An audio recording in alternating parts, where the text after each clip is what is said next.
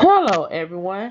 My name is Margot Hine. Today we will proceed to the comprehension examination of the methods of providing instructionals to students with special needs based on the Individual with Disabilities Education Act, or IDEAL for short. These crucial laws guarantee that students who have some form of disability are offered an education in the manner that is appropriate to their requirements, besides being provided free of charge and in most integrated graded settings possible. Today we will concentrate on five main disability types. Our goals is to illustrate how each category may be distinct and to highlight strategies that may be especially beneficial to students who have been identified as gifted or talented. So by the end of this presentation, you will find out how teachers can meet learners' needs better in the content of the diverse learning context. I think it will be helpful for me to start by providing you with a brief of the disabilities we were discussing today, with beginning with the autism spectrum disorder, commonly referred to as ASD. Students with ASD have social interaction defect, and this can affect their ability to learn and their behavior pattern in a conventional classroom environment. Structured, non-directed support and learning that is predicted to suit a lot of them. Thirdly, we will focus on learning disability as referred to as specific learning disability (SLD), where learners' difficulties are most evident in reading, writing, and math. Such disabilities require altering teaching methods that include the use of both students' right and left brain through the use of multiple tasks for each sense organ.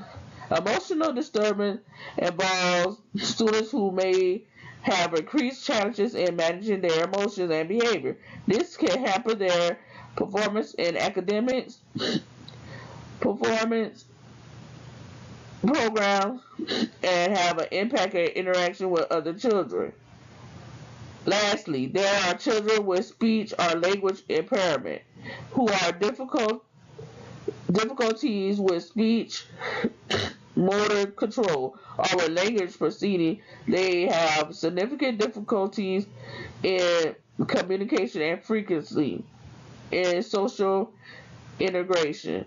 It makes sense to understand these categories in order to design a range of educational approaches that can be effective in addressing in their needs.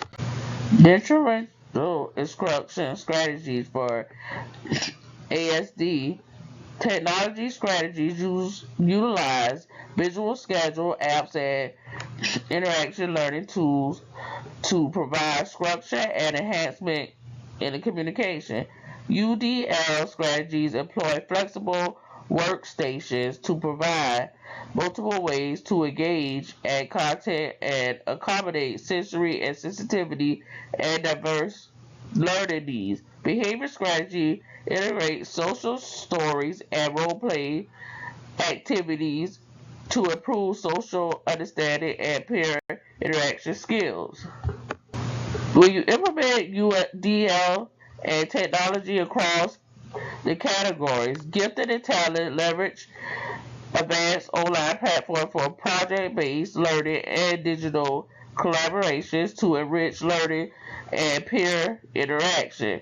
With language impairment, incorporate speech to text and other communication assistive technologies to facilitate classroom participation and learning.